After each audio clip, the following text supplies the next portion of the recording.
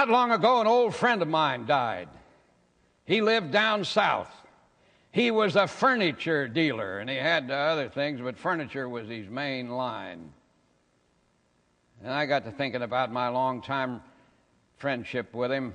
I remember one time he called me on the telephone, and he said, "Norman, I've got a problem." I said, "Lou, what's the problem?" "Well," he said, "I bought a great big inventory of furniture, and I can't turn it over." I said, "Why not?"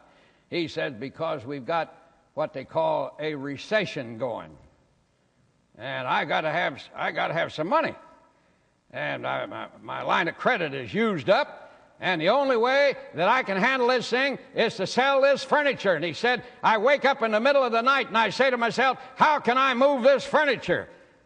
And finally I prayed about it, and the Lord told me to call you up.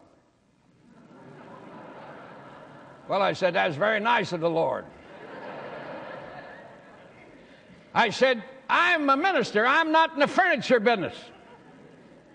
He said, "I know, but you write about positive thinking and all that." And he said, "There must be some way I can sell this furniture." I said, "Well, Lou," he said, "Of course, I know you won't understand this. I've got to get these people in this community. I got to separate them from their money." But he said, "Of course, you wouldn't understand that." I said, "You never ran a church, did you?" I said, "I tell you, Lou, you go out and look and see if there's a woman looking into your window at a chair." And I said, if there's a woman looking in there at a chair, that means she wants the chair. Now, I said, you want to sell her the chair.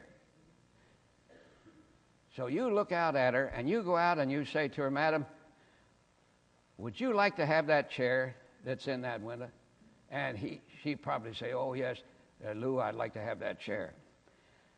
Well, he says, "You know something, madam? I would just love for you to have that chair. So you want it, and I want you to want it, so all we got to do is work out a little system whereby you can have it." And you tell her, "I'm more interested in that chair being in your living room than I am of having in your money in my pocket." He said that would be going pretty far. I said, "That's a fact. But, you know, being a merchant isn't getting money. Being a merchant is serving the people." And you go out there and you talk with her and you ask her if she could pay $5 a month and $5 down, and that'd give you $5. And then you go to your creditors, you say you got $5 for that particular chair. They probably would be glad to have it because there's a recession on. He said, "Where do you get these ideas?" I said, "I happen to be a friend of the greatest merchandising genius in the world." "What's his name?" he said. "Oh," I said, "that's a secret." Then I said another thing, "Lou, tell you what you do. You've probably sold furniture to a lot of people, maybe newlyweds. See if you can figure out a newlywed that you sold furniture to maybe 10 years ago that you know may be having marital trouble. And you call them up and you tell them that you've adopted a new policy that every 10 years you want to come and examine the furniture that you've sold them, and you want to come out and talk to both of them, and then try to work the conversation around until you can get into their lives."